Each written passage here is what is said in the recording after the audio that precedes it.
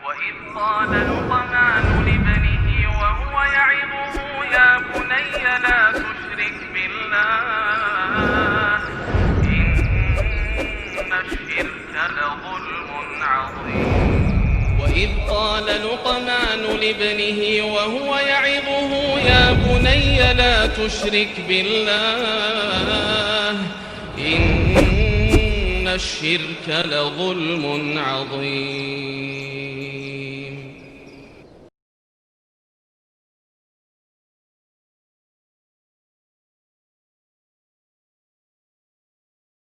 Assalamualaikum warahmatullahi wabarakatuh. Innal hamdalillah nahmaduhu wa nasta'inuhu wa nastaghfiruh wa na'udzu billahi min shururi anfusina wa sayyiati a'malina may yahdihillahu fahuwal muhtadi wa may yudlil falan tajida lahu waliyyan mursyida. Asyhadu an la ilaha illallah wahdahu la syarika lah wa asyhadu anna Muhammadan 'abduhu wa rasuluh alladzi la nabiyya ba'dah. Wa qala Allah subhanahu wa ta'ala ya ayyuhalladzina amanu taqullaha haqqa tuqatih wa la tamutunna illa wa antum muslimun. Ya ayyuhalladzina amanu taqullaha wa qulu qawlan sadida yuslih lakum a'malakum wa yaghfir lakum dhunubakum wa man yuti'illaha wa rasulahu faqad faza fawzan 'azima. Ya ayyuhan nasu taqu rabbakumul ladzi khalaqakum min nafsin wahidah wa khalaqa minha zawjaha wa batha minhuma rijalan katsiran wa nisaa wattaqullaha alladzi tasaaluna bihi wal arham innallaha kana 'alaikum raqiba. Amma ba'du, inna ashtaqal hadithi kitabullah wa khairal hadi hadi Muhammad sallallahu alaihi wasallam wa syarrul umur muhdatsatuha wa kullu muhdatsatin bid'ah wa kullu bid'atin dhalalah wa kullu dhalalatin finnar.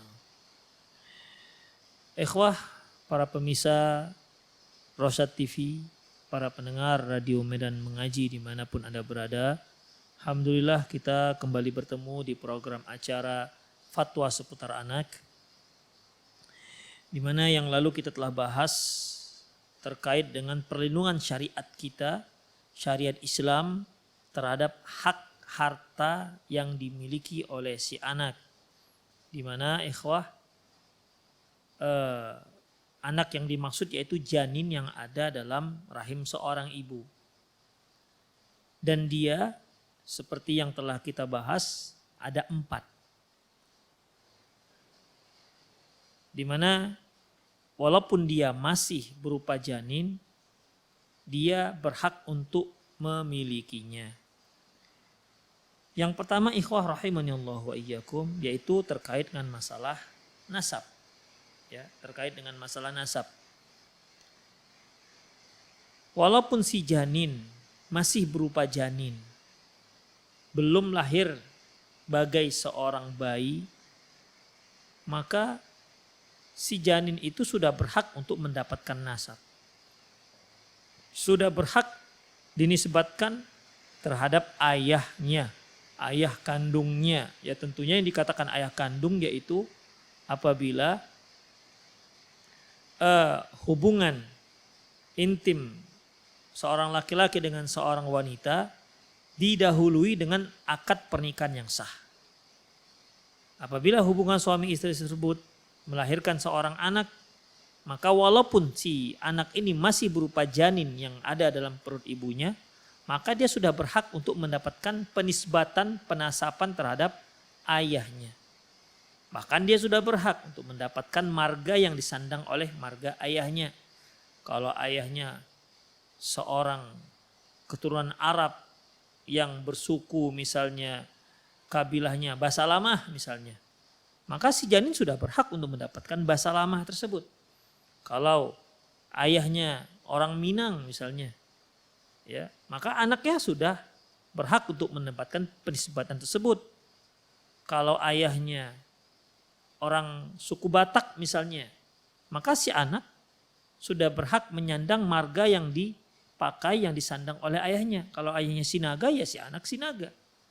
Dan marga ini tidak ada hubungannya, nasab ini tidak ada hubungannya antara terkait dengan kafir nggak kafir. muslim non muslim enggak. Ya. Walaupun satu marga itu banyak yang bukan muslimnya, misalnya sinaga misalnya. Walaupun banyak dan mayoritas sinaga itu bukan muslim, namun karena ini terkait dengan masalah nasab, ya, tetap harus dinisbatkan si anak dengan marga tersebut. Demikian ikhwah. Jadi sekali lagi bahwasanya agama tidak terkait dengan nasab tersebut. Nasab merupakan satu silsilah keturunan yang sudah ditetapkan oleh Allah Subhanahu wa taala. Pertama nasab. Yang kedua ikhwah rahimani Allah wa iyyakum, yaitu mirath, yaitu warisan.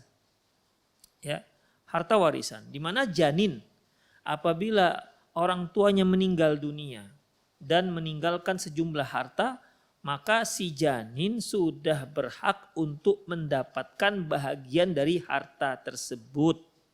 Ya. Dia berhak memiliki sejumlah jatah dari harta warisan yang ditinggalkan oleh ayahnya. Itu sudah menjadi hak kepemilikan si janin. Ya tentunya penyerahannya tidaklah ketika dia masih janin, ya. Penyerahannya ketika dia memang sudah bisa untuk mengelola harta tersebut. Kemudian ikhwah, setelah warisan yaitu berupa wasiat, ya. Wasiat juga janin apabila dia mendapat wasiat dari seseorang, walaupun dia berupa janin, maka wasiat itu sah dan si janin sudah berhak mendapatkan wasiat tersebut. Yang keempat yaitu berupa wakaf. Apabila ada seorang berwakaf untuk si janin, maka janin berhak untuk mendapatkan manfaat dari wakaf tersebut. Dan ini sudah kita bahas secara panjang lebar di kajian-kajian yang lalu.